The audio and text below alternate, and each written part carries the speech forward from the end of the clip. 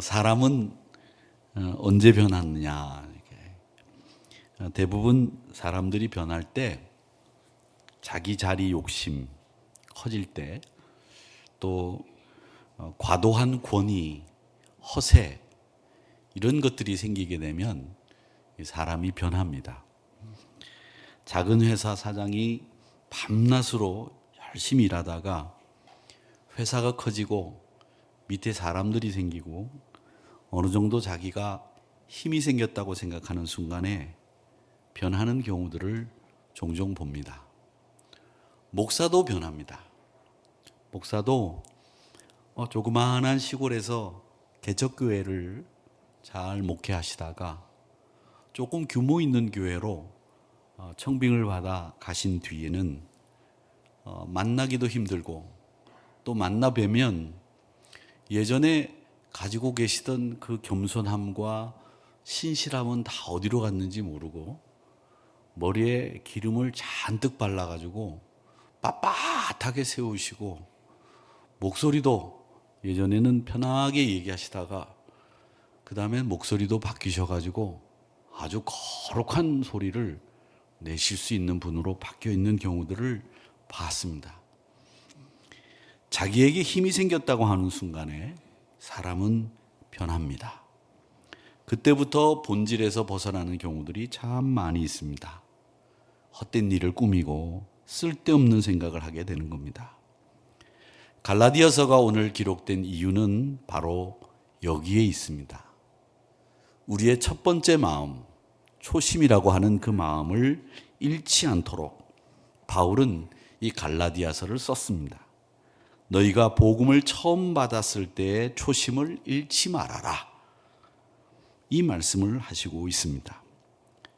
바울 사도가 갈라디아 지역의 교회들을 세우고, 이 갈라디아는 어떤 한 도시가 아니라 지역인데 그 지역의 교회들을 세우고 그 지역을 떠난 지 3년에서 한 4년 정도 지난 다음에 충격적인 소식을 들었어요. 그게 뭐냐면 처음 복음을 기쁘게 받아들였던 그 교회들이 흔들리고 있다는 소식이 들리기 시작한 겁니다. 그래서 편지를 부랴부랴 갈라디아 지역에 있는 교회들에게 편지를 쓴 것이 이 갈라디아서입니다. 갈라디아 지역에 있는 교회들은 바울이 그리고 바나바가 1차 전도 여행을 할 때 세운 교회들이었습니다. 2차 선교 여행을 할 때도 이 갈라디아 지역을 방문할 정도로 애정을 쏟았던 지역이 갈라디아 지역입니다. 그런데 이 갈라디아 지역 교회 안에 누가 들어왔느냐면 유대주의자들이 들어왔습니다. 즉 율법을 지켜야 된다, 예수를 믿어도 할례 받아야 된다, 이런 이야기를 하는 사람들이 들어온 겁니다. 즉 이 사람들의 이야기를 정리하면 너희들이 가지고 있는 믿음, 그 믿음만으로는 부족하다, 할례 받아야 되고 율법 지켜야 너희들의 구원이 완성된다, 이렇게 이야기를 했습니다. 그 당시에는 교회 제도도 신학적인 분별도 충분히 자리 잡지 못한 상황에서 이 성도들이 혼란에 빠진 거예요. 그래서 마침내 바울이 처음 전했던 그 복음에 대해서 의심을 갖기 시작을 했습니다. 여러분 한번 생각해 보십시오.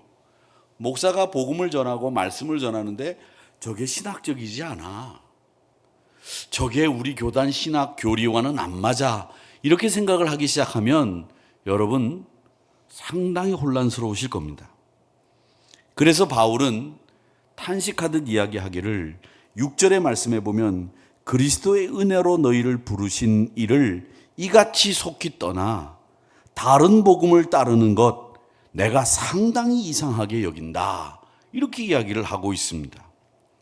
초심을 잃었다는 이야기죠. 은혜를 떠난 자리에 너희들 있는 거 이해가 안 된다라는 말씀을 하고 있습니다. 그러면서 이야기하기를 다른 복음을 따르는 것을 이렇게 얘기하는데, 이 다른 복음이라고 하는 것이 뭐냐 하면 은혜가 변질된 거예요. 변질된 거. 제가 요즘에는 립밤을 이렇게 가지고 다니면서 이렇게 발라요. 그래서 제가 립밤을 이렇게 바르고 있는데 우리 딸아이가 아빠 저도 달라고 그러면서 발라요. 그러더니 이상하다는 거예요. 그래가지고서 제가 왜 이상하냐 그랬더니 이거 냄새가 이상하대요. 그 밑에를 보니까 써야 되는 날짜가 10년이 지난 거더라고요. 그런데도 저는 아무렇지도 않게 그러니까 2015년도에 폐기시켜야 될 걸 아직도 저는 바르고 있었던 거죠. 제 입이 이렇게 된 건 그것 때문이라고 생각을 하는데, 이 변질이 된 거죠. 10년이나 유통기한이 지난 걸 저는 아무것도 모른 채로 그게 좋다고 립밤을 썼습니다.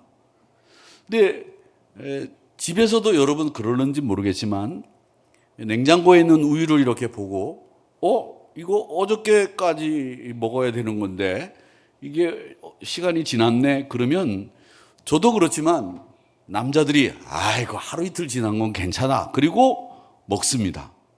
다른 분들은 그렇게 하지 않는지 모르겠지만 저는 제가 먹어야지 그거 버리면 아깝잖아요.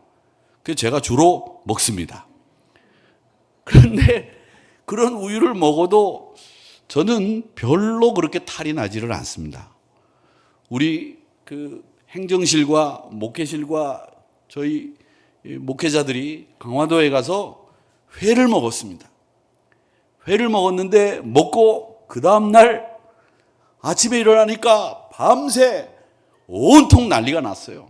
토하고 내리고 물 내리고 말이죠. 그리고 밤새 고생을 했는데 멀쩡한 사람이 한 명 있었는데 그 사람이 바로 저입니다. 그러니까 그런 걸 먹어도 별로 그렇게 많이 이상한 이 변화가 없기 때문에 뭐 변질된 거 있어도 여러분 버리지 마시고 제 방에 갖다 놓으시면 제가 잘 먹고 처리하겠습니다만은 음식 변질된 거 먹는 거 상당히 위험합니다. 제가 아는 선배 목사님은 가을에 교회에서 김장을 하는데 김장을 할 땐 굴을 넣습니다. 이 굴을 넣는 중에 생굴이 얼마나 싱싱하고 맛있는지 그 굴을 목회자들과 함께 상당히 많이 이 김치속하고 밥하고 그 다음에 그때는 또 국이 어떤 게 어울리는지 아십니까? 동태국이 어울립니다. 명태국이. 명태는 말린 거고요. 동태국이 그 김치속과 굴과 그 절인 배추와는 잘 궁합이 맞습니다. 궁합이란 말은 이건 이 매치가 잘 된다는 말이지 이 무속에서 쓰는 얘기는 아닙니다. 그렇게 잘 드셨는데 그 굴에서 노로바이러스가 생긴 거예요. 가을에 굴 먹는 건 상당히 조심하셔야 됩니다. 변질된 거 먹으면 굴은 잘못 먹으면요 한 일주일 고생하십니다. 그런 분들을 많이 봤습니다. 그래서 이 가을에 겨울에는 굴 먹을 때는 항상 튀겨서 아니면 익혀서 드셔야 됩니다. 변질됐기 때문에 그런 거죠. 그렇듯이 다른 복음이라고 하는 것은 뭐냐 하면 은혜가 변질된 거예요. 은혜가 변질된 거 그건 바로 뭐냐면 은혜를 망각한 것이 은혜가 변질된 겁니다. 은혜라고 하는 것이 뭡니까? 값없이 주시는 하나님의 선물 아닙니까?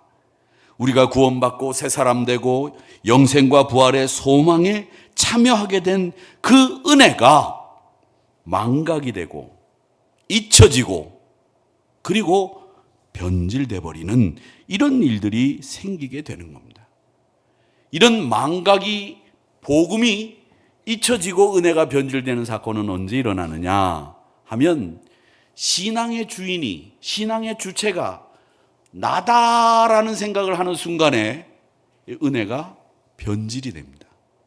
사랑하는 성도 여러분, 신앙의 주체는 물론 내가 믿습니다마는 내가 믿는 것도 주님의 선물이요. 내가 하나님의 은혜를 받은 나는 아무것도 없는 무익하고 공로 없는 죄인인데 하나님이 나를 살리셨다고 하는 그 은혜의식이 충만해야 은혜가 변질되지 않는 겁니다.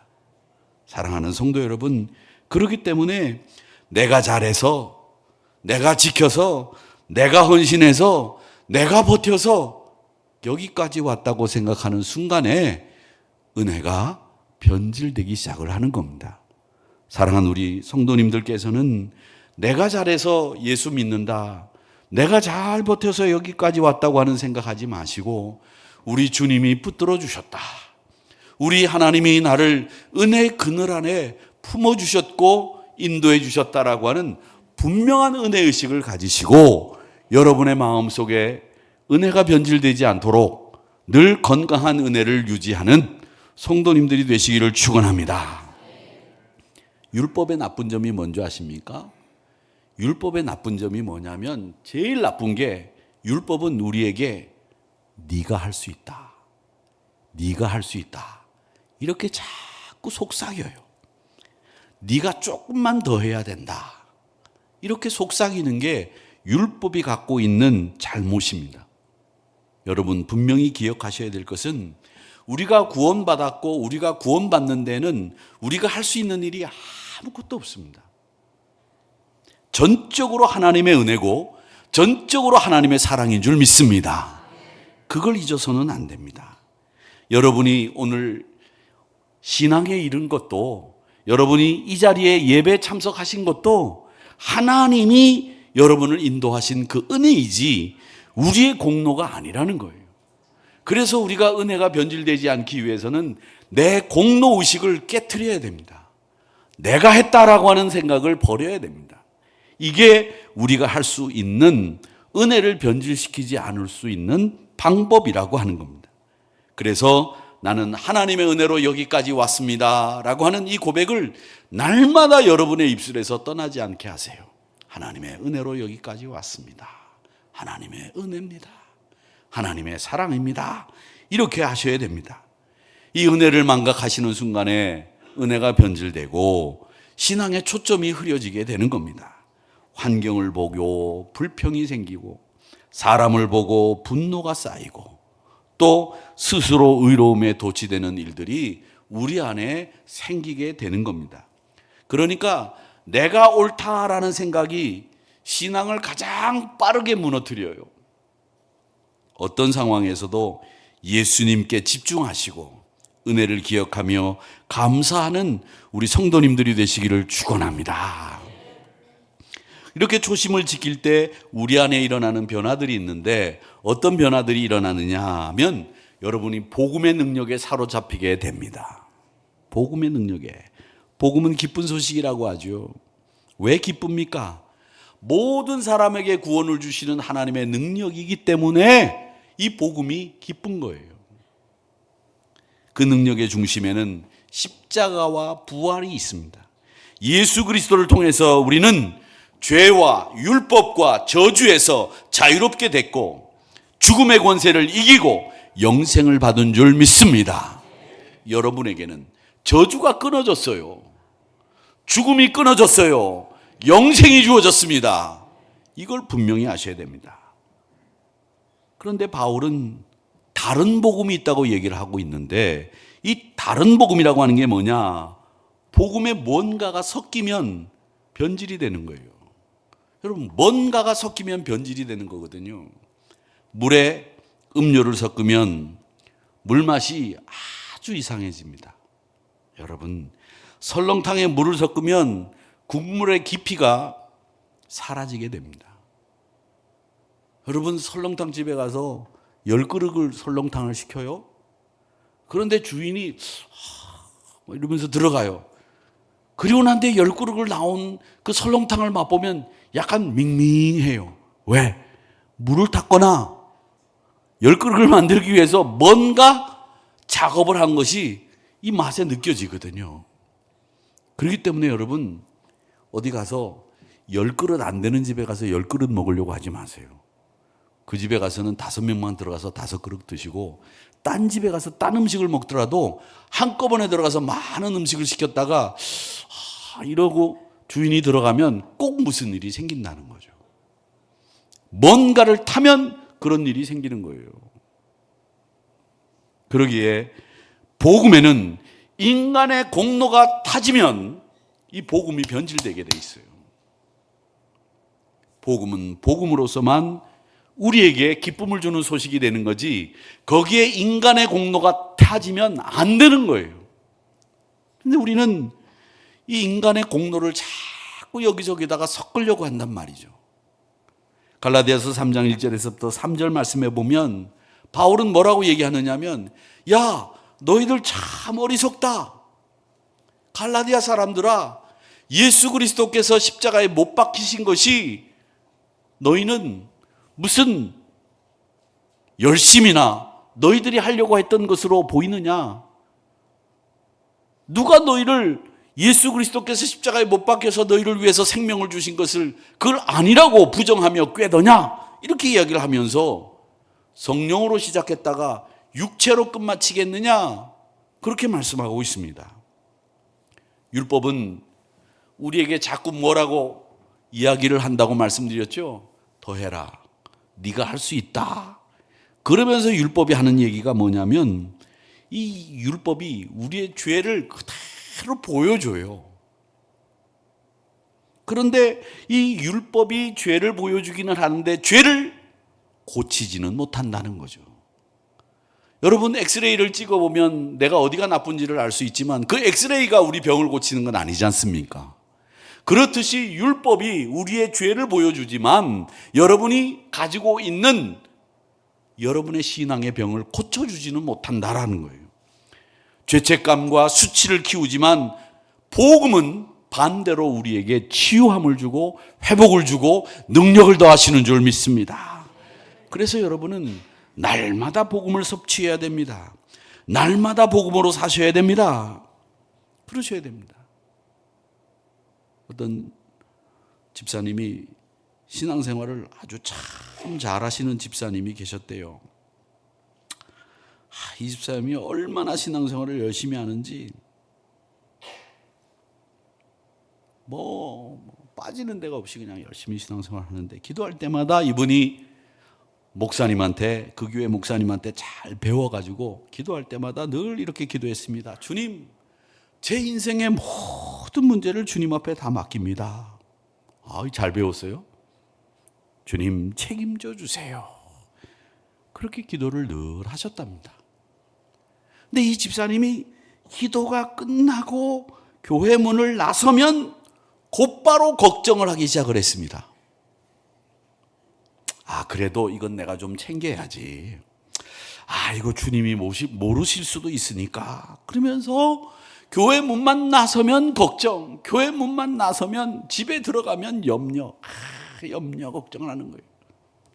하루는 기도하는데 마음에 이런 소리가 들리더래요. 기도할 거면 맡기고 걱정할 것 같으면 기도 좀 하지 마라. 내가 헷갈린다. 하나님도 참 헷갈리실 것 같아요. 기도할 때는 하나님 맡긴다고 막 얘기해 놓고 난 뒤엔 돌아서면 염려하는 거예요. 그러니 얼마나 하나님이 우리를 보고 헷갈리시겠어요. 여러분, 신앙생활은 말만 그렇게 하는 것이 아니라 맡겼으면 좀 염려 근심을 그치고 은혜 아래 사셔야 됩니다. 그런데 우리는 은혜 아래 안 살고 믿음 안에 안 살고 늘 그렇게 염려와 근심을 교회 밖에만 나가면 하는 거예요. 오늘도 여러분 염려 걱정들이 있으시죠? 염려 걱정 없으신 분들이 어디 있겠어요? 오늘 이 금요심야기도 끝나고 난 뒤에 집에 가면서 또 걱정하는 거예요. 어떡하지? 그렇게 하시기만 해봐요. 염려 걱정하지 마십시오. 주님 앞에 맡기셨다면 주님이 여러분의 문제를 해결해 주실 줄 믿습니다. 세상은 강함을 자랑하지만 복음은 연한 순처럼 보여요. 그런데 그 안에 세상을 이기는 능력이 담겨 있습니다. 복음은 불가능을 가능하게 만들고 약한 자도 새롭게 변화시킵니다. 야구에서 이 방망이를 느슨하게 잡고 공을 치면 손에 큰 부상이 옵니다. 야구 장갑을 끼는 이유가 이 투수들이 공을 던지는 게 150km 가까이 요즘에는 다 던지거든요. 근데 이 150km 가까이 던지는 이 공이 그냥 들어오는 게 아니라 회전하면서 들어와요. 그렇기 때문에 이 공을 칠 때 느슨하게 잡아놓으면 그 충격이 손목으로 그냥 옵니다. 그래서 큰 부상을 입기 때문에 장갑을 단단히 끼고 잠깐 공을 던지는 사이에 야구 선수들이 이걸 다시 쫙쫙 이렇게 하고 배트를 잡는 이유가 그 던지는 공의 회전력에 의한 충격을 감쇄시키기 위해서 그분들이 그렇게 장갑을 단단히 끼우는 겁니다. 테니스를 칠 때도 라켓을 잘못 잡으면 엘보가 옵니다. 이 엘보가 오면 한두 달 계속 고생을 합니다. 저도 이 조금만 하면 이 엘보가 이렇게 생깁니다. 테니스를 칠 때 이 엘보가 오는 거는 우리 박효근 장로님이 잘 아실 거예요. 근데 원래 장로님이 또 워낙 잘 치시니까 엘보 없이 잘 치실 거라고 생각이 되는데 신앙도 똑같습니다. 예수님을 단단히 붙잡으면 인생의 홈런도 칠 수 있는데 적당히 붙잡으면 영광이 아니라 상처가 나고 후유증이 생기고 부작용이 생기게 됩니다. 그렇기 때문에 복음의 능력을 단단히 붙잡고 달려가시기를 축원합니다. 그것이 초심을 회복하는 길이고 승리하는 인생의 비결입니다. 사랑하는 성도 여러분, 그래서 복음을 단단히 붙잡는다. 내가 이 받은 은혜를 변질시키지 않고 복음의 본질을 잘 지켜나가겠다. 이렇게 다짐하는 우리 한우리 성도님들이 되시기를 주님의 이름으로 축복합니다.